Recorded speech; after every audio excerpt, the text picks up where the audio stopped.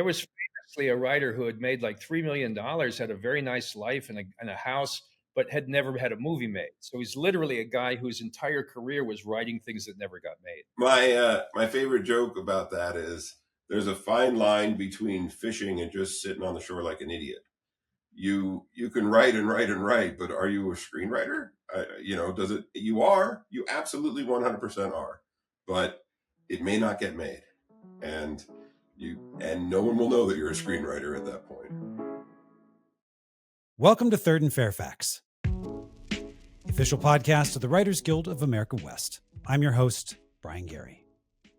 In our latest episode, Moon Zappa talks with Play Dirty screenwriter and director Shane Black and his co-screenwriters Charles Mondry and Anthony Bagarozzi. They talk about collaborating on this action crime thriller, adapting the Parker book series from page to screen, and as always, a lot more.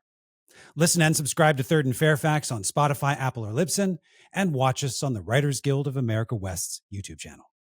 And now, here's Moon in conversation with Shane, Charles, and Anthony. Gentlemen, welcome to Third and Fairfax, the podcast of the Writers Guild of America West. I'm thrilled to have Shane Black, Chuck Mondry, Anthony Bagarozzi, hope I'm saying your name right, here to talk about Play Dirty, among other things. And this is a conversation about writing, about the film that you're currently promoting, and just some personal stories that I could get out of you. So let's begin with, how did you gentlemen meet? My memory is that Anthony and I, by purest chance, were at the Balboa Cinema seeing a double feature of Creature from the Black Lagoon and what was it, The Terror from Beyond Space? Yeah, that's true. And we didn't know each other, but we were in the same theater. I'm sure we crossed paths. I was like 25 and he was probably, 15? Something. Yeah.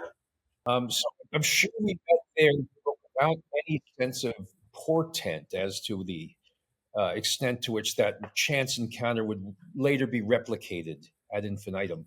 But there was a softball game. Yeah. Right? Even years before that, Shane and I met with the comedy club with Jim Burge way back at UCI. It was a stand-up comedy club. And you want to explain what the comedy club was, Shane? We were pretty terrible, but it was a chance for college comedians to get on stage, and they would pay for one professional headliner. So back then, you had Gary Shandling or Bob Saget, kind of big names. Even Jay Leno did a show at UCI with us. Yeah. So the fact is, you'd have these horrible comics stumble up and go, "Hello, I've got my tight five here," and it would inevitably be some. There were a couple good jokes, but then you'd wait for the headline. So you were not doing stand-up; you were seeing stand-up. Yeah.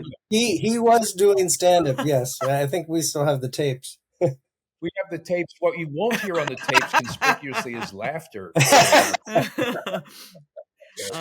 So, well, I guess we'll just get right on into the film, Play Dirty. This is a really, to me, a complex kind of a storyline. There's some ruthless revenge happening. There's a storyline with Tony Shalhoub's character where he's well, tell me how you pitched this. How did you conceive of it?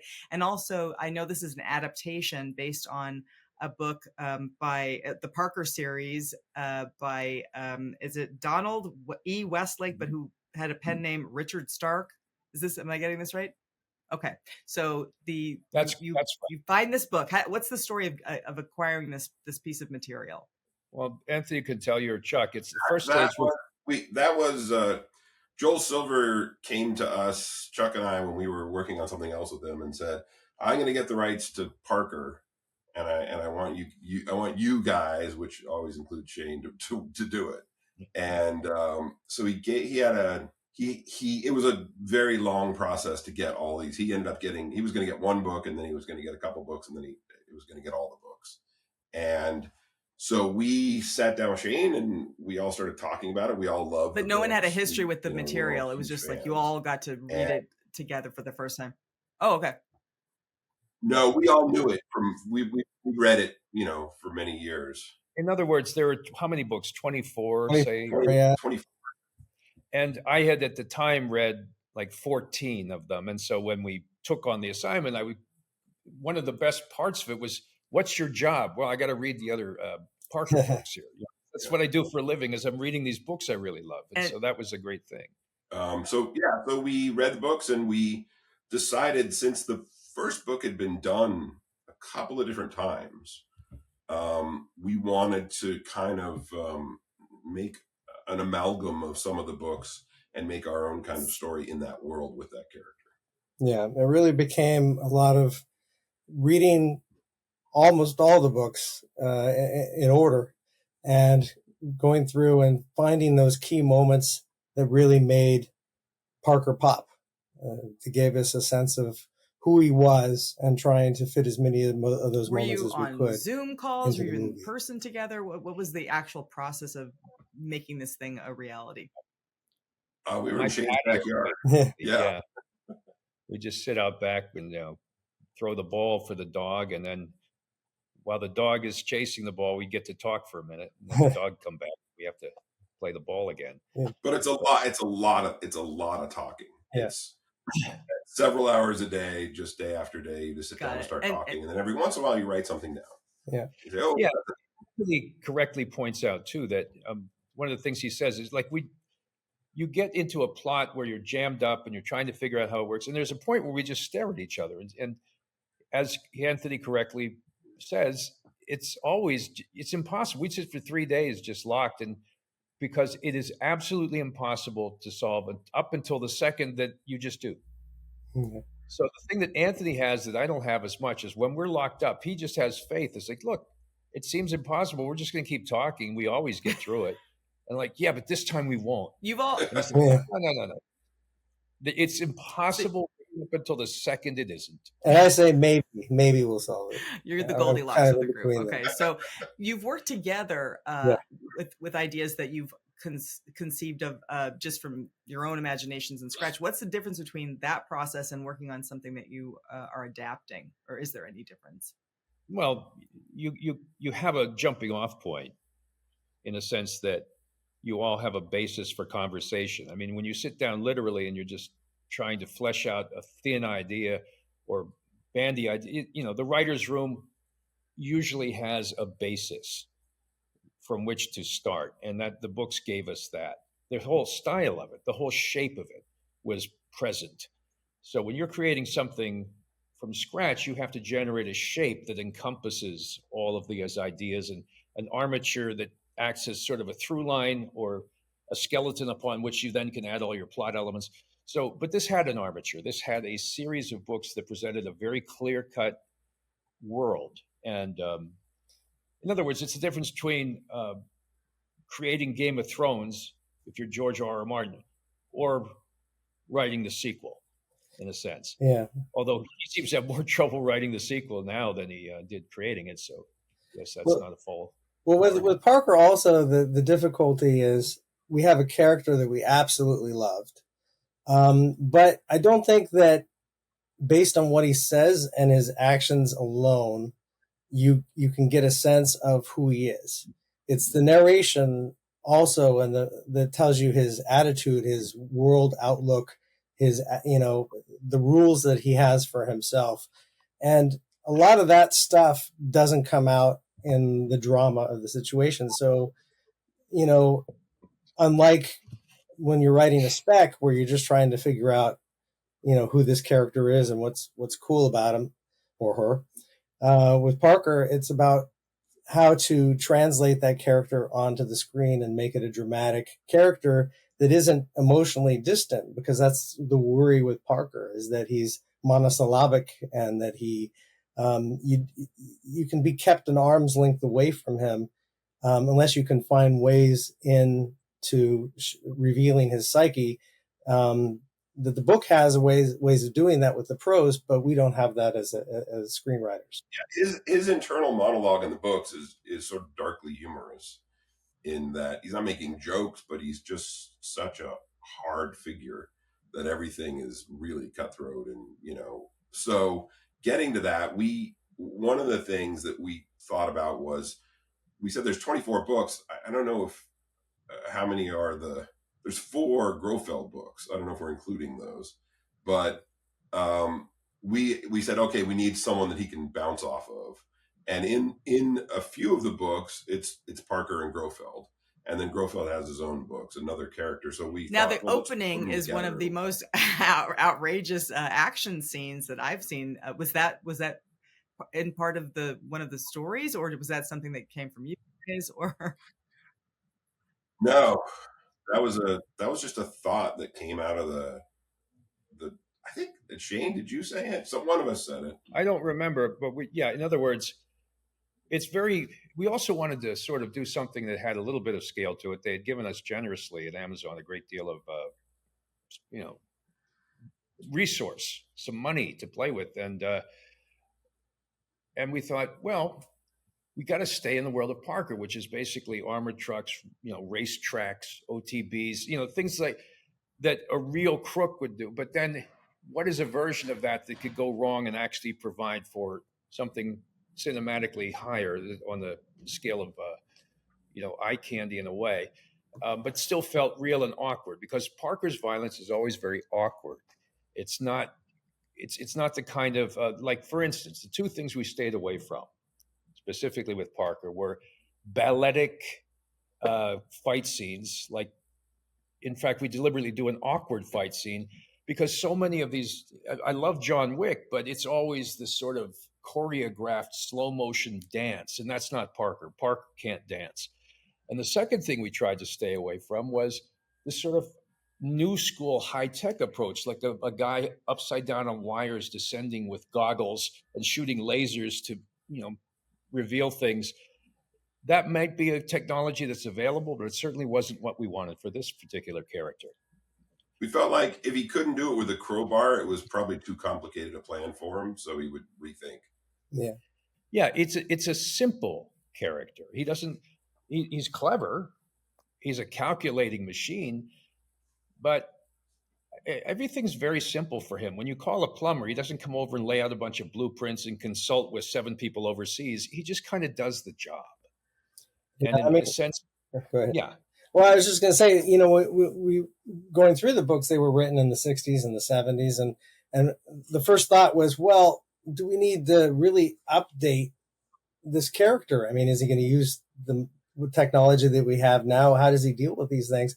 And the conclusion we reached was, he really wouldn't use these technologies. He's kind of a Luddite. He really just is a simple, like was Anthony was saying, if you can't do it with a crowbar, you have no business doing it.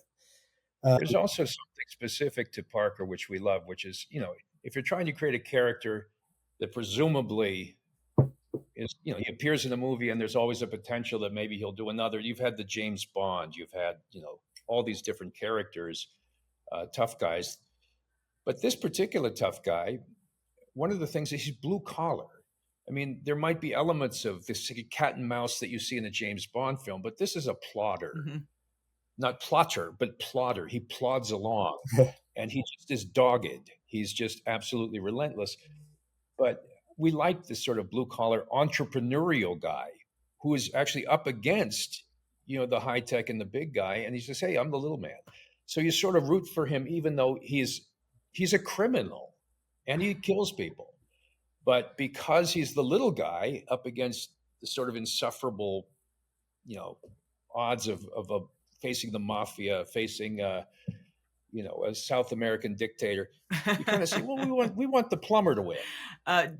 Did you always have this cast in mind? Do you ever write for an actor in mind when you're working, or does that come later? What's that part of your work together like? Well, very simply, I mean, I'm sure the guys will agree.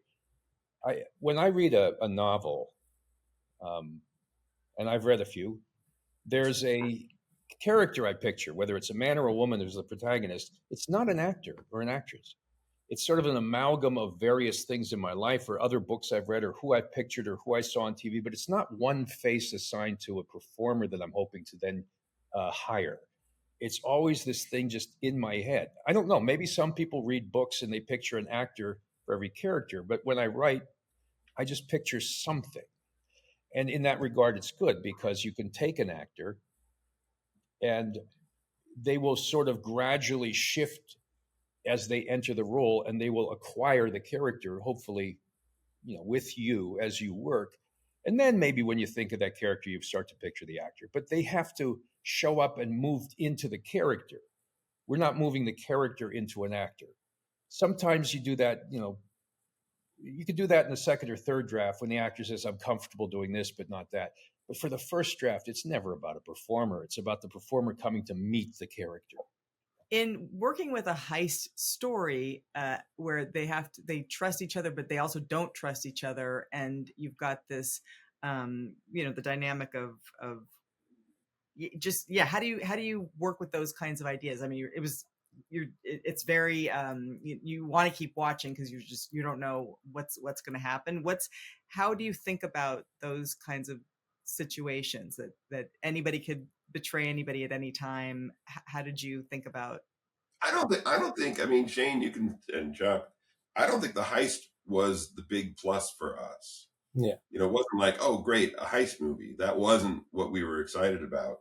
The thing to be excited about is Parker doing this work. And so you want the heist to be interesting and surprising and spectacular, but it's not like I have a wall of heist movies that I love and I'm constantly,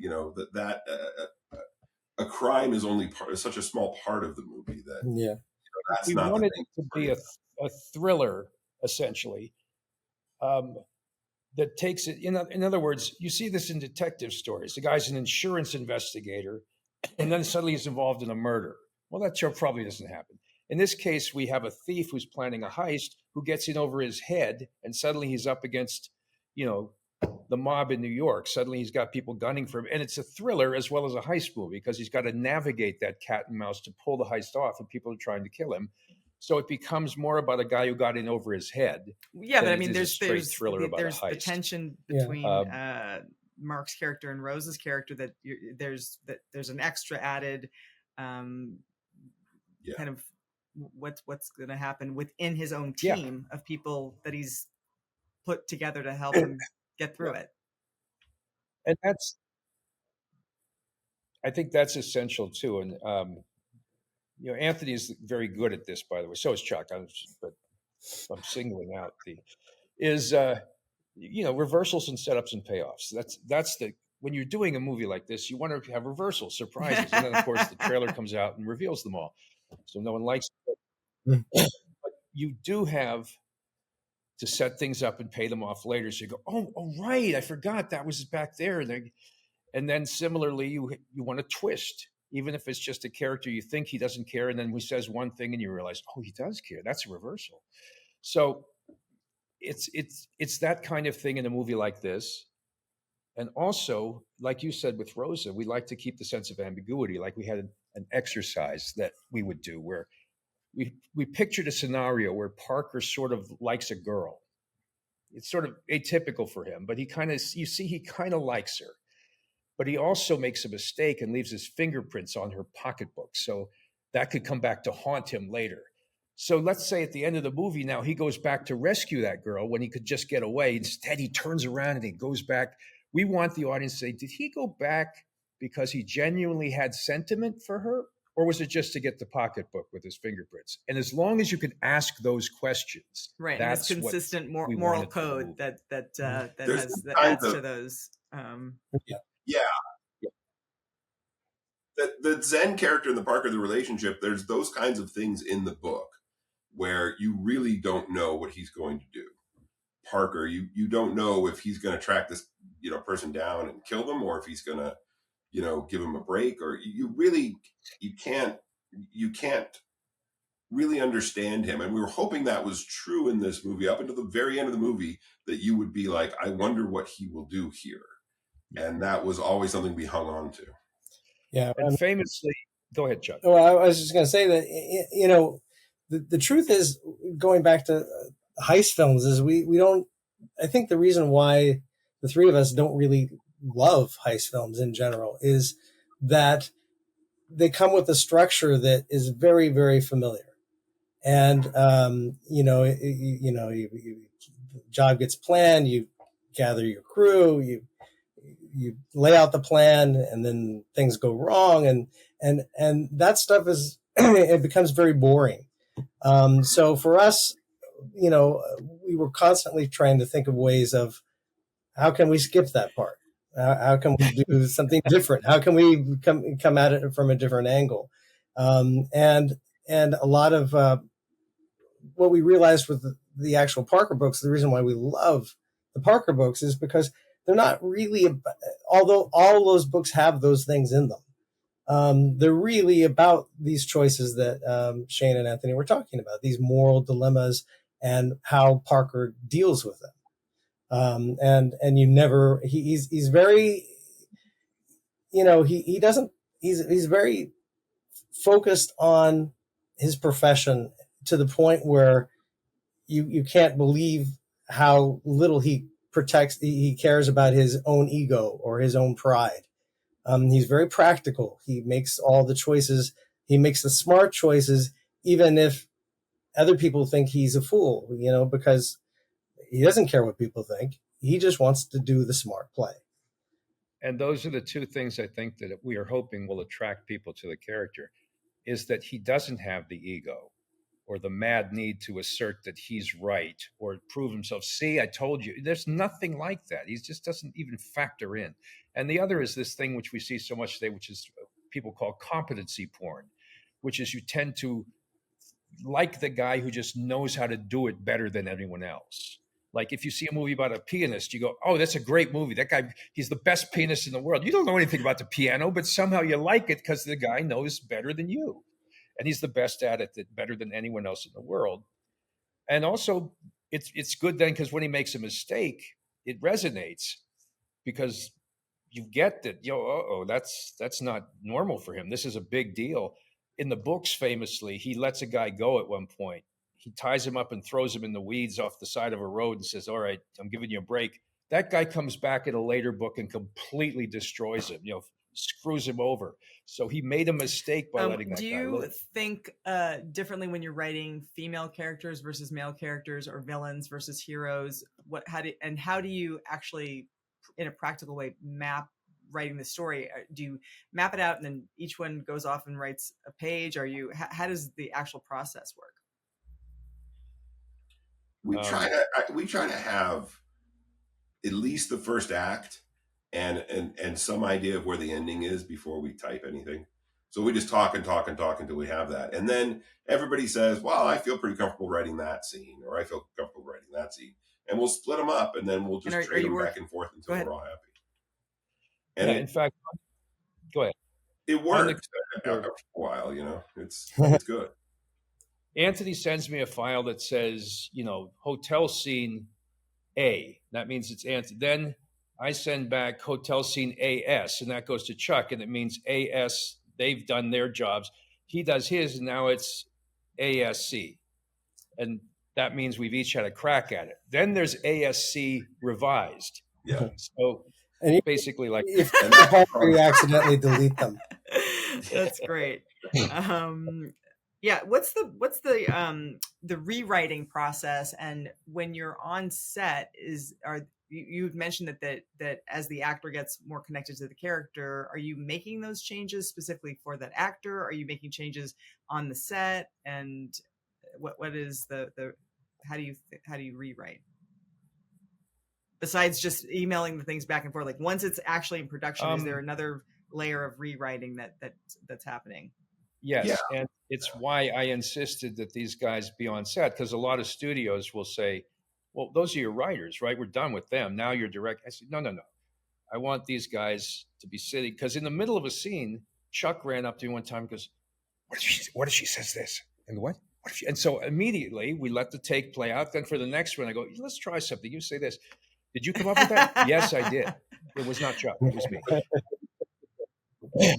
But some of the best lines are just like, oh shit, now that I'm watching it, this occurs. And you want to do that with your writers beside you. And also you want to leave room for actors to find life within it, because any actor will tell you, you learn about the character, you map it out, you do your markings and your motivations. But when you get on set, you have to forget all that and be in the now, You have to completely be in the moment and just hope that the other stuff informs what you're doing because you've already prepared. I want them to be able to be in the now and come up with new stuff. And something I learned from Robert Downey is Downey will take a script and it'll be all worked, but he's always wanting to add something up to the last second because he'll say, I like this. I know we worked on it, but God damn it, there's got to be something else to make it better. And that's what we try to do. On The Nice Guys, we had a table read right before we were going to shoot with a lot of the cast. And Ryan Gosling came in and just had a 50% more humorous take on the character, just in the way he read everything, the way he did everything. And Shane and I looked at each other like, oh my God, we've got to adjust to that, like, because it's great. And, we didn't think of it, but that's fantastic. How do we quickly rewrite to get everything up to that level, And so we were always a little bit, a couple steps behind the shooting schedule, trying to get everything in line with the way Ryan was playing things. And ideally, there are actors who really get a little fussy when you hand them a rewrite an hour before. So you try to give them time because you think, oh, they'll just say these new lines. But to an actor, that might take a long time to learn new lines or to suddenly process a new way of their character thinking. So you got to give them the lines at least a day or two in advance. Think like that because you've been an actor and a director? Which part of you is sensitive to that process? I think that the actors, even if you're a novice director, after about 2 hours, they will tell you on your first film, hey, you don't do that. So I think you learn it whether you're an actor. You've all had experience producing, I believe. Is that right? And is that a different hat? And does being in another department affect how you think about writing or how you actually write? I mean, for this, as executive producers on this, our job was just to be able to say, look, we need this to change. So how do we do that? As opposed to being the writers who are more kind of trying to funnel that through somebody else. So having the ability to say, no, it's got to be like this was very helpful a couple of times when we were under a crunch. But for the most part, because we're working with Shane. Anthony would get up in the middle of the night because we're shooting at night. And I say, look, we're shooting downtown, but we really need someone to supervise to get this right over at the bridge. They'll be there at 4 a.m. And oh, God damn it. But he has to struggle up. He's not the director, but he has to go and stand on set and make sure it goes right at 4 a.m. And you need the title to do that because the second unit director is okay, you all avoided the question about villains versus heroes, men versus women. Oh, women versus men? Yeah. I don't know. I mean, you're just writing a character. I mean, I don't think attitude change. You want to give everybody their best argument. You want to give the villain the best lines he can to justify the way he thinks. And you want to do that for women. You want to do that for men. You want to do that for everybody. I don't think if you think, oh, this is just the villain or this is just this person or this is a side character that doesn't matter. You can't write good fiction that way. You have to give everybody, you have to make everybody a human being. Yeah, and I think it's tougher nowadays because there are assumptions like that men may not know enough about women to, like, for instance, there's a movie I saw which was deeply affecting to me, which is called Promising Young Woman. Yes. Mm-hmm. I don't know if you saw it, Carey Mulligan. And it's a hell of a movie, but it's directed by a woman, and it's some very violent stuff in it and some very specific reactions from a woman's perspective. And I don't think a man could have directed it. And if one had, I think it would have been severely kind of scrutinized, saying, how dare he presume to know what a woman feels in this kind of a circumstance? So our job, I think, is just to imagine. And I think, if I write a gay character, it's because I have a gay part of me. If I write a woman character, there's a woman in there. Her name's June. Sometimes she watches. But I think we all have so many facets of ourselves that to assume that, and I also agree that men and women tend to think alike on a lot of things. Um, the trick is just to make the lines clever, the character thoughtful, the portrayal as poignant as possible, because you want them to believe in something and have clever lines. Dialogue, that's why I love working with these guys. It's you just male, female, villain, hero. It's all about their dialogue and finding sort of oblique ways and clever ways so that you're talking about one thing and he says something, oh, and it stops you and you go, oh, shoot, that's poignant, or that. What an interesting tag for that, or what a great comeback. And so we really focus just on clever characters who have interesting ways of talking, because you want to Would hear you people improvise talk in those scenes, interesting or ways in movies. how did you write the dialogue? I think we improvise in our heads. Yeah.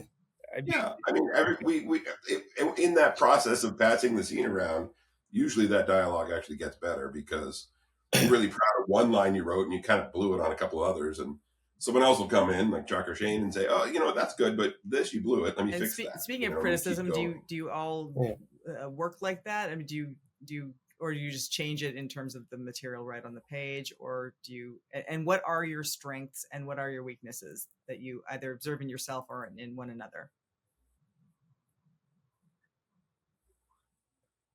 Well, Amazon, at one point, I was saying that we used to bang heads.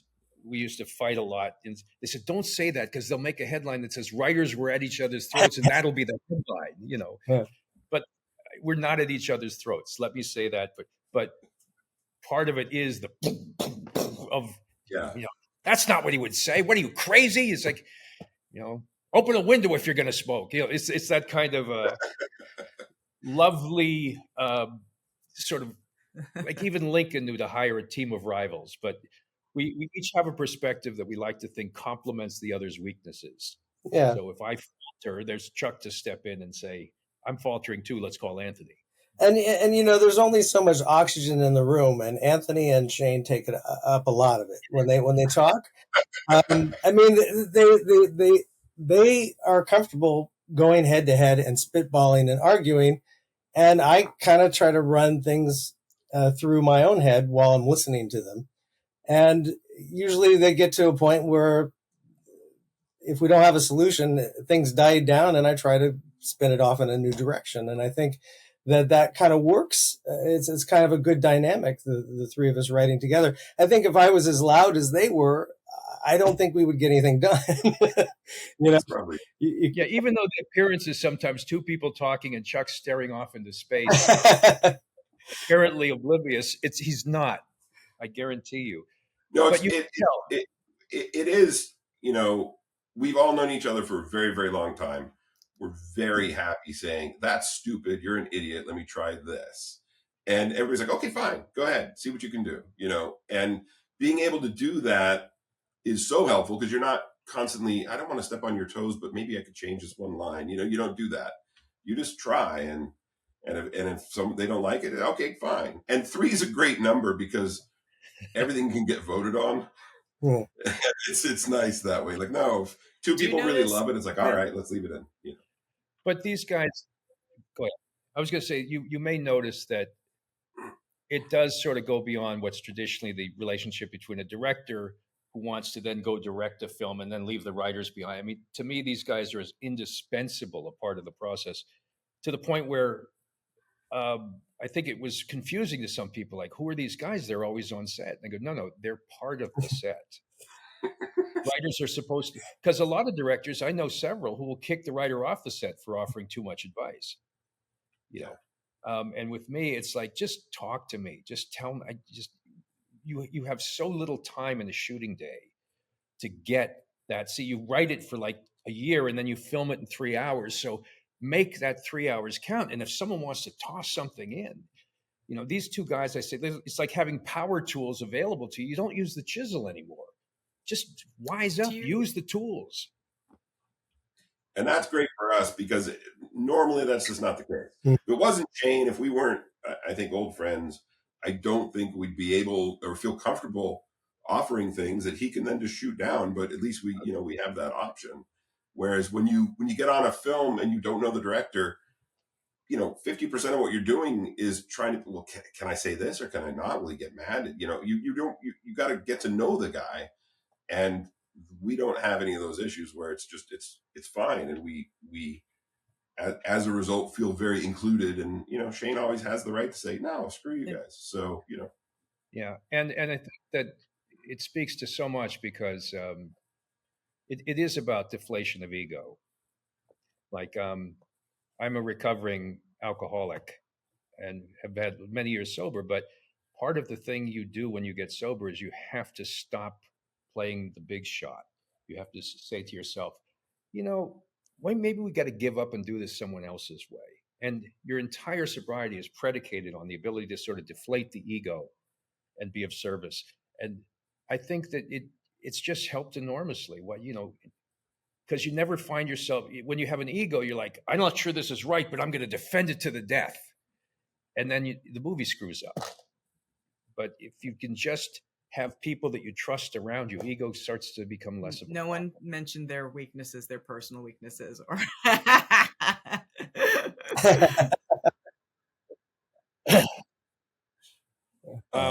there's too many to enumerate. How much time do we Where have? do you lose confidence, and who reads your first drafts? Do you have somebody outside of the three of you that takes a look at stuff that helps give you another perspective? Yeah, we have a couple of like longtime readers who, it's not that they're super geniuses. It's just we know their tastes. So we'll give the script to one of those guys and girls, and they say, yeah, I really hated this sequence. And I can go, okay, they were always going to hate that sequence. Like, that doesn't mean the sequence doesn't work. I just know them well enough to know they're going to hate that. So I'm going to discount that, note. And then other things that they should like and they don't, then you realize, okay, you've screwed up. So it's really great to have people that there's continuity over many years of having those same 3 or 4 people read the things that you do. And we have that. And it's been super helpful, I think, for us. I still want to hear Chuck's weaknesses.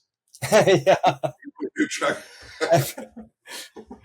I'm going back to my old, job interview advice. How do you make your weakness sound like a positive? I think honestly, there's a thing that I do all the time that Shane and Chuck stop me from doing is I'll constantly write things in the prose that should be in dialogue. Like, you write something because you're like, it's just not coming across in the prose. So I'll just write it. It's not coming across in dialogue. I'll just write it in the prose and hope people get it. And invariably Shane or Chuck will go, why isn't that the dialogue? Why is that in the, what? Shouldn't he just say that out loud? Why are you hiding it? And I don't recognize it ever. And I have to, it's been going on for years. You of all people, and Anthony, I think, tends to like a lot of independent films or just obscure films. He's more of a film purist in a lot of ways. So he assumes on the part of an audience a sort of Criterion Collection intelligence that you don't have to be quite so explicit because, they're going to get it. They're going to understand. It's like, no, sometimes. On the other hand, you don't want to go the other way, which is, like spelling everything out like network television where you say it 3 times in case they went to, get a Coke out of the refrigerator. It drives me nuts, but there's a balance. Yeah. You can't treat everyone like they're dumb and spoon feed them, nor can you be so obscure that you assume that your mind is working the same way an audience member's is. You may be way too hip and way too aware and inside baseball for an audience member who still needs to get a little guidance.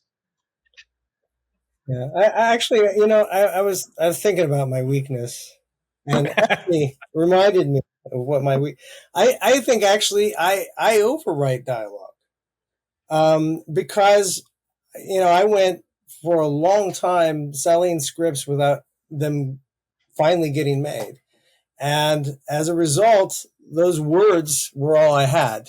I didn't go out on the set and have these actors go out and run dialogue to realize that we probably didn't need all that.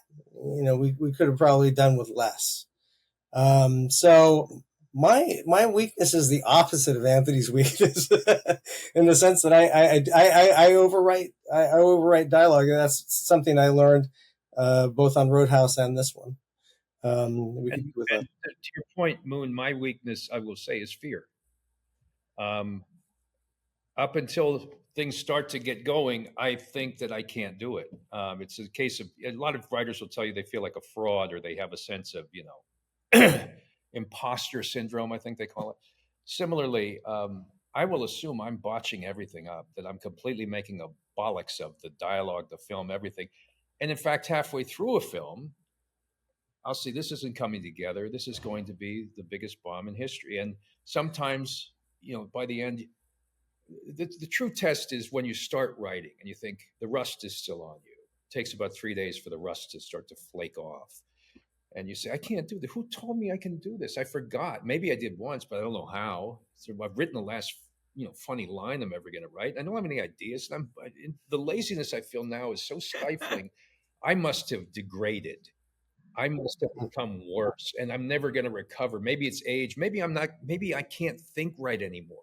And the point of it is, eventually you start to get lines you like, and you're still thinking you're a loser, even as you're writing the lines that you like.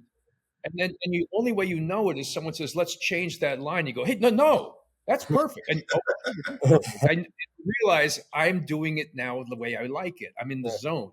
But when you're out of the zone, you never think we have to talk about the elephant in the room, Christmas. For me, is that something that you all had this idea to just keep sneaking Christmas in? And have you adopted it separately? Did it just go too far and you can't not put Christmas in? What's happening with Christmas? Well, the intention was never to put Christmas in this movie necessarily, because it became kind of a one-trick pony where people started to notice it. And as soon as people are noticing it, it's time to jump that ship. It's like now. But then we wanted to do a picture in winter in New York City, and so, well, we could always set it in February. I mean, what's the point? I mean, do Christmas or winter in New York. Fine. Here's another Christmas picture for you. Do you notice themes in your work, all of you, this is for all of you, that you just, that are consistent, that you just can't get enough of, or that surprise you? Is there anything that in this process working together this time around that you were like, huh? Or do you have something that you always need this thing to be in all your work? I noticed personality that I didn't ever think was there. I always thought you would write a script and the story of the script would be the thing that stood out. But I notice when a scene comes to me, I'll notice it's either Chuck or Shane, the personality of the scene. And it just comes through. You can't help it. It just comes through. So I don't know if it's a theme, but it's just how it feels and the kind of take on something that happens. And it's so obvious. It's like the signature at the end of every, scene. So I don't know what that is, but I notice it starkly nowadays. What is your signature? Overly complex, clever moments, and then some good dialogue followed by a bunch of messed up stuff that you guys have. That's interesting. Yeah, I think the themes that I always come back to is like, obviously, what does it take to get back up after a humiliation or a fatal blow or a disabling blow? How hard is it after getting devastated to recover? And often, too, the characters I tend to like are ones who are not particularly happy with themselves. I don't see a lot of characters that I admire, that I want to write about, tending to be full of self-pity or blaming. They tend to blame themselves, and overly harshly, and sometimes it's just unlikely heroes. Or I've always liked The Exorcist is my favorite horror film, and part of it is because it's a heroic picture. There's like a plotting homicide detective. There's a priest who lost his faith. There's a woman who wants no part of it, and they are the heroes. So against the ancient primordial evil that threatens our entire world, the heroes are sort of anointed despite themselves. They're chosen to step up into a mythic role, and that's a theme I always like. Joseph Campbell tells a story. I know I'm going to get long-winded for 30 seconds. About a guy who's driving with his wife and his daughter. going on a picnic, and suddenly he sees a man hanging by a branch on a cliff like he's going to fall way off the side of the road. Help, help. The man leaps out of the car, crawls down this precipice, reaches out and struggles to get the man up the cliff, nearly dies himself, nearly slides off the cliff. So, and then saves him. And you go, well, why? That man just almost left his daughter without a father, his wife without a husband. He risked his life and abandoned his family in 1 second flat to help a stranger. Why? Because he noticed a myth that had a missing piece. It was like a tapestry that had been sewn of circumstances, including a victim hanging, a time clock, and there was a missing piece of fabric yet to be filled. And that was, the missing piece was the rescuer. And the myth that called him of the rescuer was so strong and overwhelmed every other instinct. And he had to just step in and fill a heroic myth, because that in us is so strong that we, despite ourselves, have to become heroes, or try to, because the calling is so ancient and the missing piece so inviting and absolutely, alluring for us to sort of desperately need to complete it. I'm getting choked up. Chuck, what do you got? Yeah.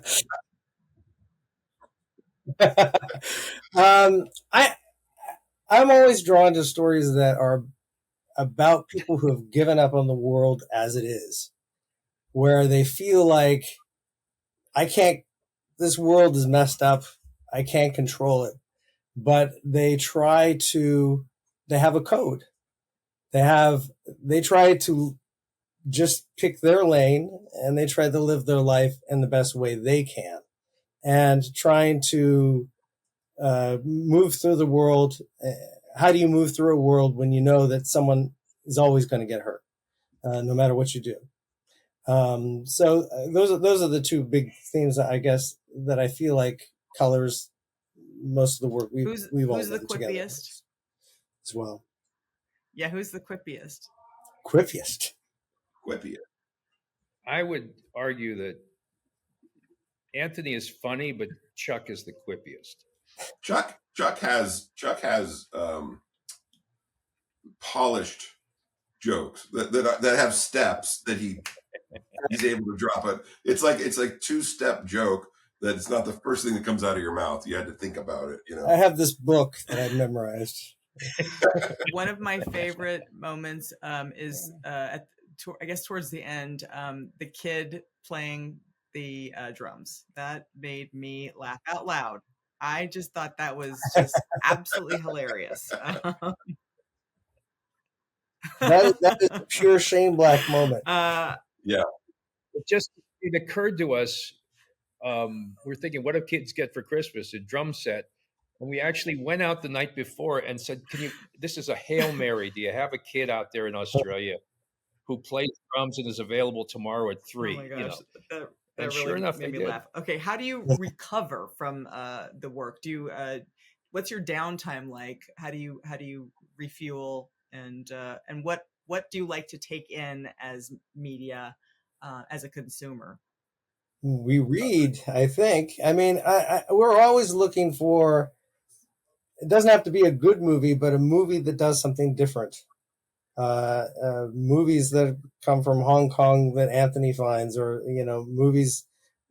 It doesn't matter where the movies come from, if they have an interesting way of telling a story, new structures, and books that are almost good but not really good. But there's a story there that inspires us, and it's potential. We're always looking for potential. You see something and it's really poorly rendered, but you say, wow, there's a really great thing underlying that. I wish that had come out better. So then we can, steal it.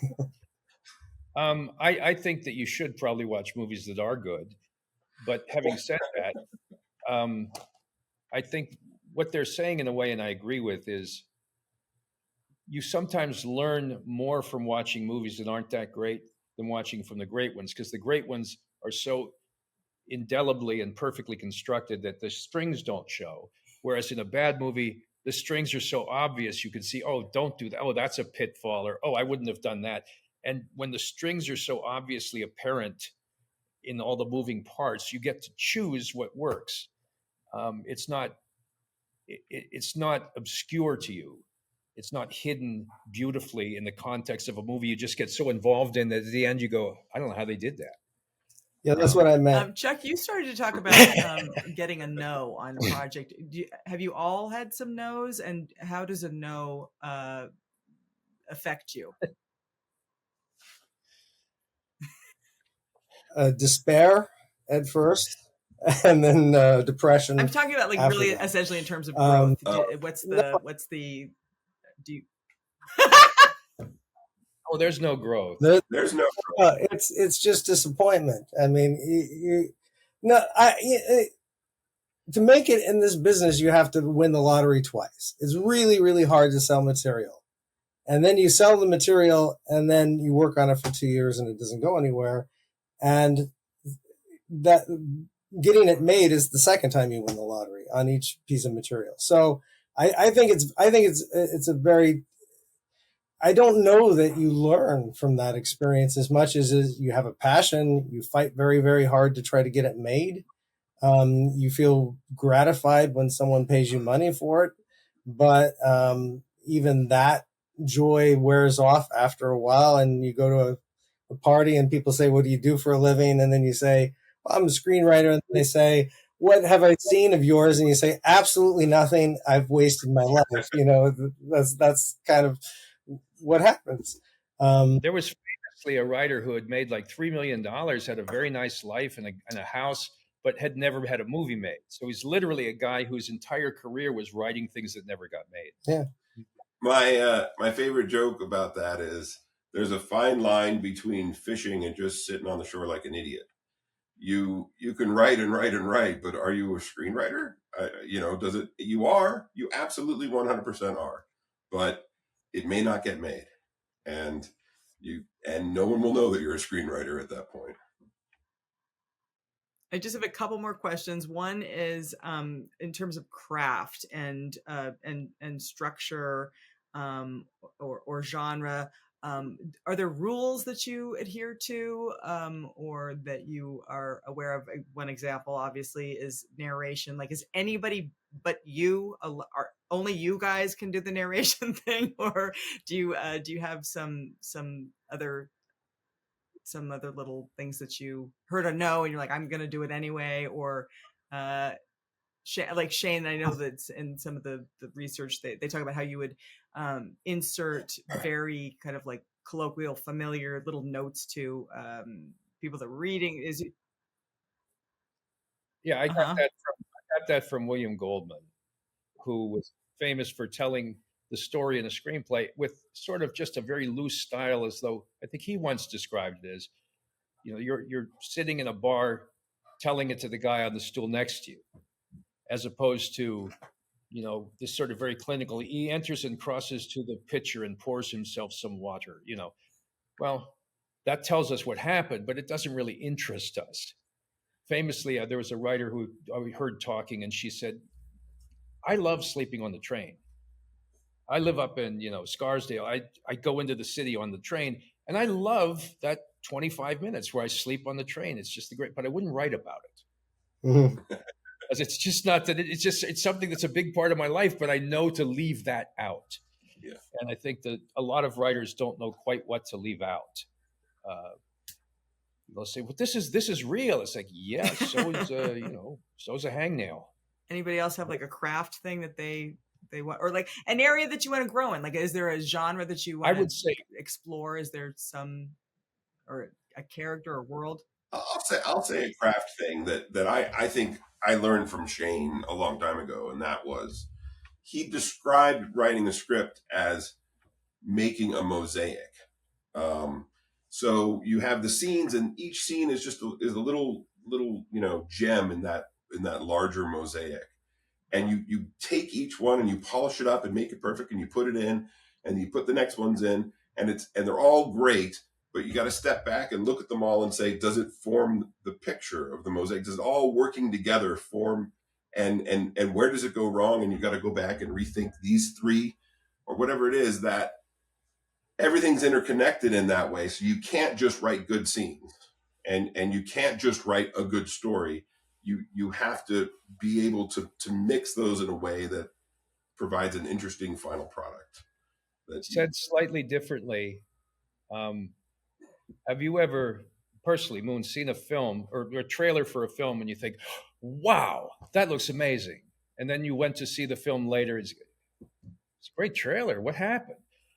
I think what happened is they gave you a series of sounds and images in the trailer, and you as a person started to form a shape, a little bubble that included those. And because you're a pattern machine, you in your head imagined the platonic ideal of the perfect film that already exists with those actors, those shots, those sounds. In your mind, you started to form a sense. You couldn't quite see it, you sensed it, but you knew there was a bubble that was really great that included all of those. And so when they made the movie, they didn't get to the shape that in your mind had already been partially formed. They didn't scrape it all, and you couldn't have done it yourself. You could have told them what to do, but you knew that it was there to be scraped. You knew that if you chipped away that everything that didn't look like the elephant, there was an elephant there because you sensed it from those shots. And they didn't make the perfect version, the perfect movie to include all those things. There's a better movie suggested by that trailer. So what I do when I start is to try to, in a sense, write the trailer in my head and then live up to it. Instead of just, because if you just do an outline, what an outline doesn't demand is that each scene be great. Some are just connectors to get you from A to B. And you could write a script that conforms 100% to the Sid Fields character. By this point says this, act one ends here, development, reverse, and it could still be bad. Yeah. It's someone who just hits a bunch of notes without inspiration. So the scenes have to be really good. But as Anthony says, then you have to find a way to make it seem like they're part of an outline too, that goes somewhere. And it's tricky. We were talking about projects that don't get made. A lot of times when you're trying to create something that is different and it doesn't look like the Sid Field model, or it has a different structure, or combines genres that aren't normally combined. Basically, if you're doing anything original that doesn't seem like it follows a template that you've seen before, I think people who finance movies tend to be afraid of those. People like they like to recognize what you're doing. They want the movie to announce itself as a horror film or announce itself as this.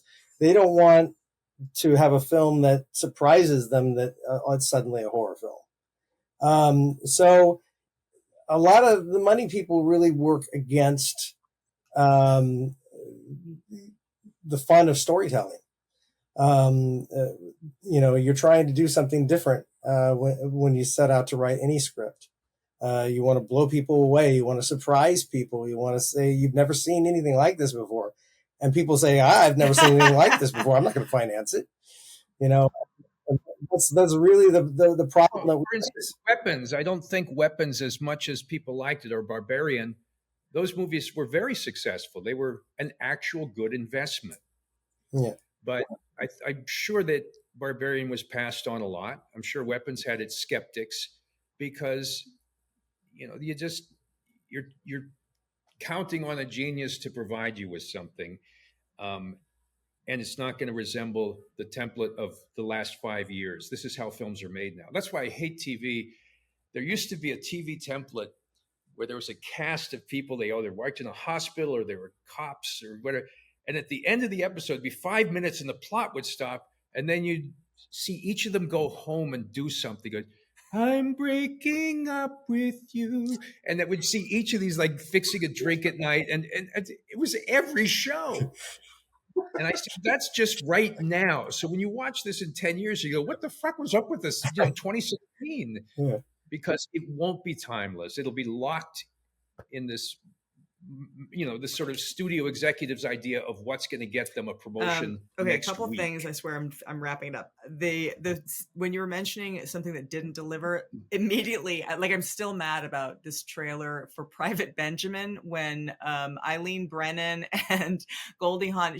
Goldie Hawn is like holding the leash of a camel and she's just fatigued, trudging across sand, and it wasn't in the movie. It's literally the scene I went to see the film for, and I was like, where's the camel in the sand and the my friend was mentioning to me that the Western storytelling style is show don't tell, but the Eastern storytelling style is tell don't show. Have you heard about these other structures? And they have a 4-act structure it's a world, then more information about the world, then an event, and then maybe it resolves, maybe it doesn't. Have you heard about these kinds of ways of storytelling?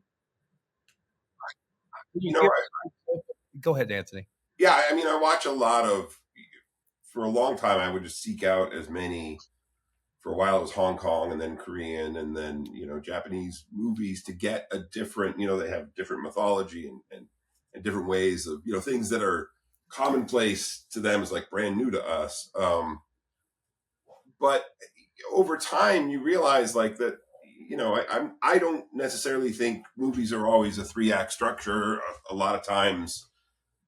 James Cameron talked a lot about splitting movies in half, and he had done this, and you could slide to the middle of any one of his scripts, and you would see this cutoff point where like the heroes were separated from everybody else, and now they're on their own, kind of a thing. And he did it in, it was in Aliens, and he wrote the first draft of Rambo: First Blood, and it's in Titanic, and it's literally you slide to the middle, and it's, they hit an iceberg, and now they're and and within those two big splits there are other smaller splits that.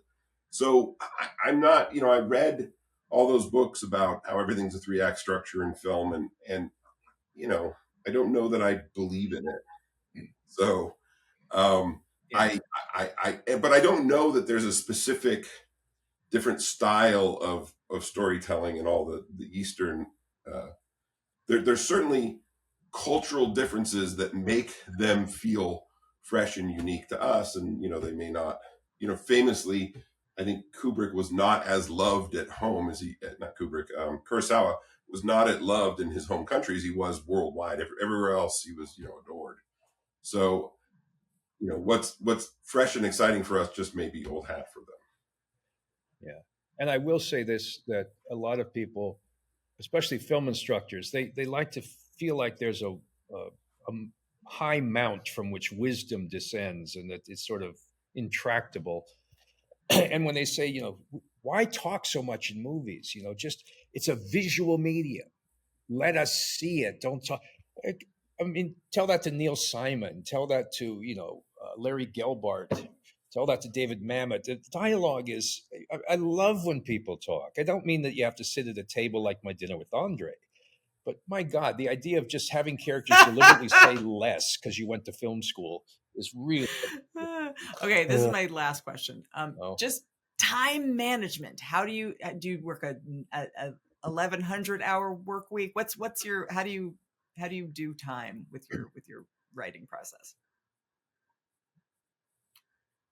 Is it like a cluster of time? You just do it like 2 months straight? How do you do it? I'll tell you a tip, and then I'll let Anthony and Chuck weigh in. But the tip that I give to any young writer or any old writer is buy yourself a block of time. Because if you try to write piecemeal, sort of snatch an hour here, an hour there, maybe after dinner I'll do a couple. If you can do it, my hat's off. You go ahead. You're obviously superior. You can drink like a gentleman, whatever. That's your deal. But for me, make every day the same. Like get yourself 7 days in a row and get up and watch this show, the morning show. Do this, make your breakfast, write for 2 hours, then stop, pace around, go down to get yourself a juice or a pack of cigarettes. If you smoke, come back, and then at the evening, cut off about the same place, but give yourself a cutoff point that it's not just so final that you can't just pick it up and start again in the morning. And then do a pace where you walk through the woods, if you have woods, and you sort of go over the day. But then you get up in the morning and do the exact same thing. And after the first 2 days, you'll start to achieve a momentum where your body recognizes the rhythm and the regularity of it. And you just sort of fall in and go, this is the time when I'm supposed to do this now. Now, I would recommend you give yourself at least 7 days to do that if you're capable of that with your schedule. Because the first 2 days, you're just going to fuck off anyway. You're going to go someplace, say, I got 7 days, and the first 2, it's watching, a marathon of Seinfeld. But day 3, you'll do it, and then you'll still be rusty, and day 4 you'll be rusty, but the last 3 days will yield. So make every day the same, I would say. Don't try to give. It's like a dog. A dog craves routine, and it does tricks. You want your script to do tricks, give it routine. I think it's amazing, because I would guess that Chuck and Shane and I have absolutely completely different styles of time management for that, because I know that Chuck is very diligent and manages to get stuff done, and I am unable to force myself to. I chain myself to my desk and fail to write days on end, and as time goes on, it's breathtaking how little I can sit, how little I do, how little I achieve day after day. And I think, well, tomorrow, this is absurd, I'll absolutely do some more work, but then I don't. So I have to sit until something explodes, and then finally I can type.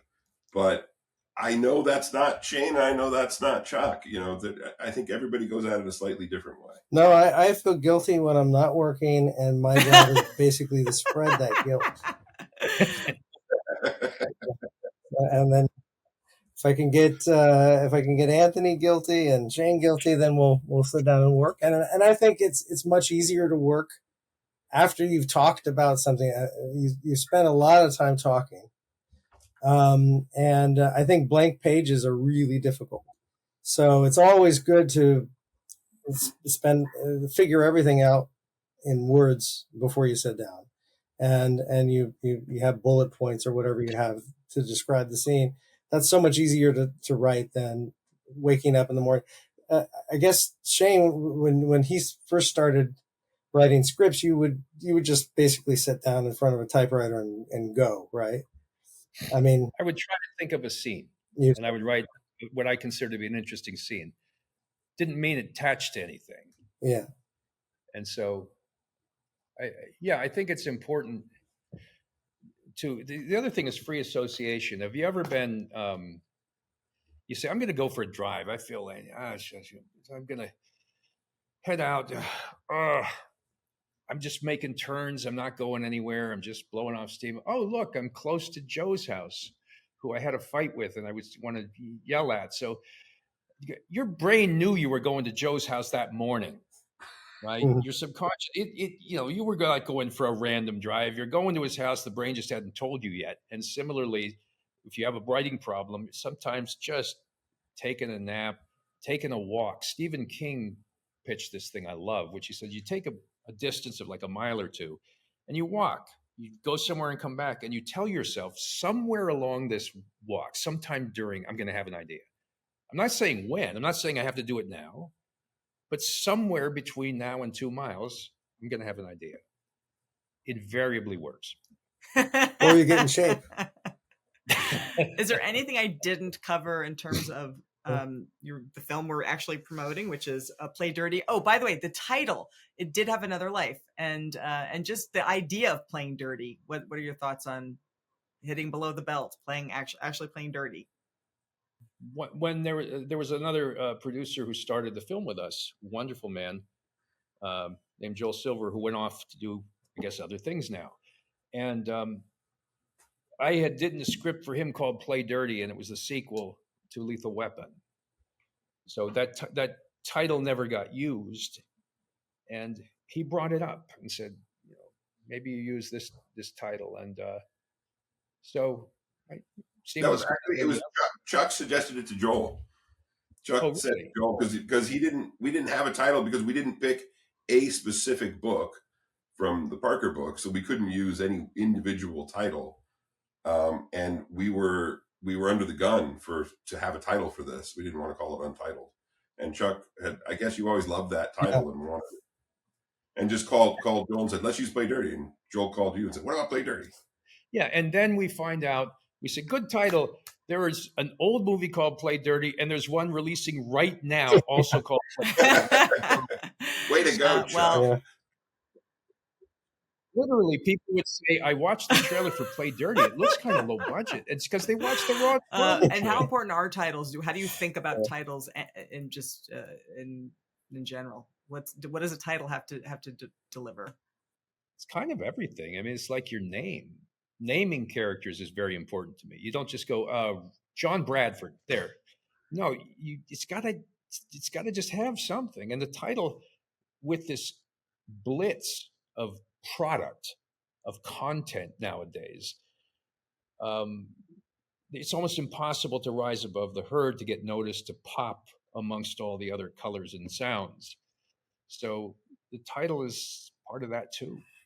Yeah, I don't think titles are a weird thing, because I can't imagine if I had heard the title Star Wars when I was older, being very impressed by it. But now it's inseparable, and it's, iconic, and you can't imagine any other title for that. I think titles are important for writing if you put the kind of effort that Shane's talking about into them, because you go, oh, this title really captures what I love about this. Then when you're in the middle of writing, you're like, what am I doing? And you can look to the title and say, oh yeah, that's the more concise version of what this is. I got to throw all this out and keep going. It's been really great to have good titles. We had the Nice Guys title was another one that was a reuse, right, Shane? Yeah, that was a script originally. Was it Lethal Weapon was originally going to be the Nice Guys, I think. Was it? Yeah, they talked about. I was always so happy to have that title, because it would remind me what we were doing. Like, is there anything I left out about the film Play Dirty that you want people to know about, other than they can now see it on Amazon streaming? I don't know, if perchance they enjoy the experience and consider it not to have been the worst use of their time that particular day, perhaps they might phone a friend and advocate similarly for his involvement in setting aside a bit of his day or hers. And anything else to add to that? Very so. Okay, well, it's been a real pleasure getting to speak to all of you. This has been so much fun. I've really enjoyed it, so I hope the audience does too. Well, you've been very gracious and charming. Yeah, thank you. So thank you for having us on. The film is Play Dirty. It's streaming on Amazon, and I absolutely adored it. This is a lot of fun. So thank you all so very much. Thank you. God bless. Thank you so much. Thanks for listening to this episode of Third and Fairfax. You can listen and subscribe to Third and Fairfax on Spotify, Apple, and Libsyn, and watch us on the Writers Guild of America West's YouTube channel. Also check out writtenby.com, the Guild's online publication, for more on writer craft, career, and union life. Thanks for listening, and see you next time.